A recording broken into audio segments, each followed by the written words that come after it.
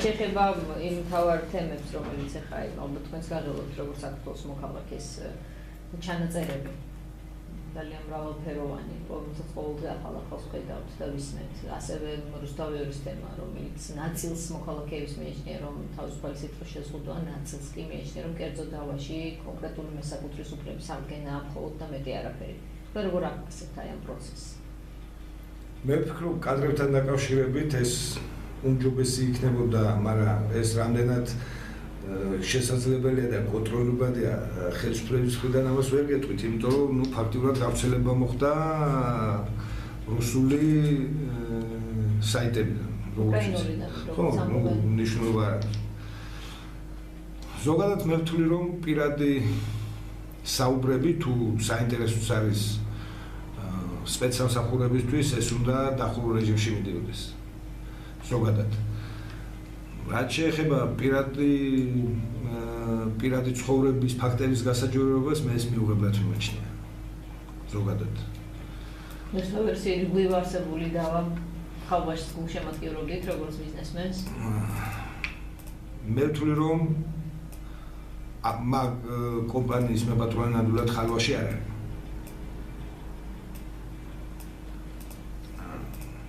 მინარის ვერ გეტყვით, თქვენ ჩემზე უგეცად იცით, რუსთავი 2 ეს არის საჯილდაო ქვა, იმ თავიდან მოყოლებული. 2003 წლის მერე ვინ არის ამას მარტო მე და თქვენ კი არა. ალბათ დიდი ექსპერტთა ჯგუფი უნდა რომ რეალურად დაადგინოს მესაკუთრე ვინ არის.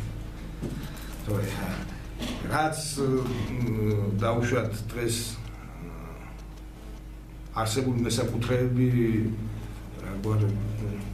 არსებული მესაკუთრეები ხო მათ მე მგონი მაგათგან საერთოდ არ აქვს მაგდია რა თუ როგორღაც არის თემა რა შეხება ერთს ქონდა ერთიც იყო ყოფილი ხელისუფლების წარმომადგენელი და მეორეც ყოფილი ხელისუფლების პოლიტიკური პროცესია და არა მე ესე მგონია რომ ყოველ შემთხვევაში შეიძლება ეს კერძო დავაც არის, მაგრამ იმ შემთხვევაში ერთი და იგივე სუბიექტები არც კიბარი არ არის. აი ყოველ სუსონამ შეკითხვას ფინალში 2016 წლის არჩევნებიდან თქვენ სეგმენტში რა სერით წარმოებაში?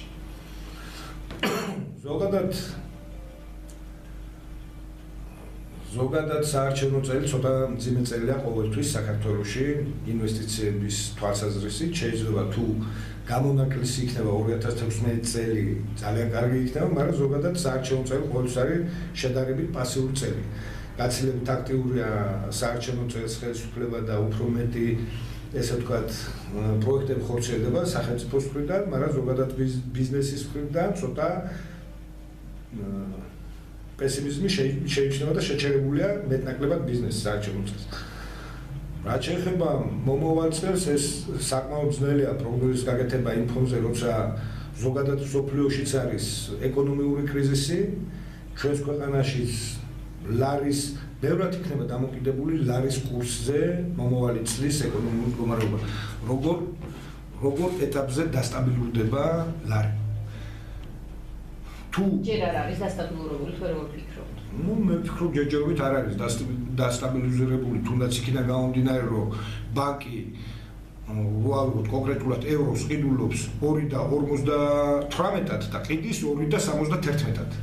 როგორ შეიძლება 13 პუნქტი იყოს შესყიდვას და გაყიდვას შორის და თუ ასეთი არსებობს, როგორ შეიძლება ჩავთვალოთ, რომ დასტაბილიზირებულია.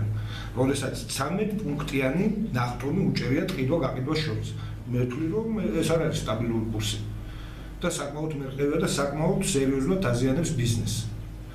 და ერთ-ერთი სერიოზული პრობლემა, რომელიც დღეს არის, ეს არის კურსის არამდგრადი მდგომარეობა, თორემ შეიძლება ციფრები გამოდის ერთი და რეალურად შიდა სამაგო გადაცვლები არის სხვადასხვა მეტყველები. შესყიდვა კურსი არის ერთი, გაყიდვის კურსი არის მეორე, სადაც სხვაობა საკმაოდ დიდია. როგორ ფიქრობთ, შეძლო ხელისუფლებამ აი ამ პრობლემის რაღაცნაირად ლიკვიდაცია რაღაც ეტაპზე მაინც თქვენ ფიქრობთ? რაღაცა დოზით რა თქმა უნდა ლიკვიდირებულია, იმიტომ რომ იყო დრო, როდესაც დღეში 7-8 პუნქტით იწევდა მაღლა, მეორე დღეში 7-8 პუნქტით მიდიოდა უკან. როგორც ბიზნესმენი როგორ აფასებთ მაქსიმუმი გაკეთდა იმისთვის, რომ დასტაბილურებულიყო თუ იყო არაპროფესიონალი? არა, მე ვფიქრობ, რომ გაცილებით მეტის გაკეთება შეიძლებოდა საბანკო სექტორში, განსაკუთრებით, რომ ცოტა უფრო და დღესაც გასაკეთებელია ძალიან ბევრი იგივე დღეს, როდესაც ვამბობ, რომ შესყიდვის კურსსა და გაცვლით კურსს შორის სხვაობა 13-14 პუნქტია, ეს ძალიან ცუდი ფაქტორია ბიზნესისთვის. საბანკო სექტორის რეგულირების მომხრე ხარ? კი, რა თქმა უნდა.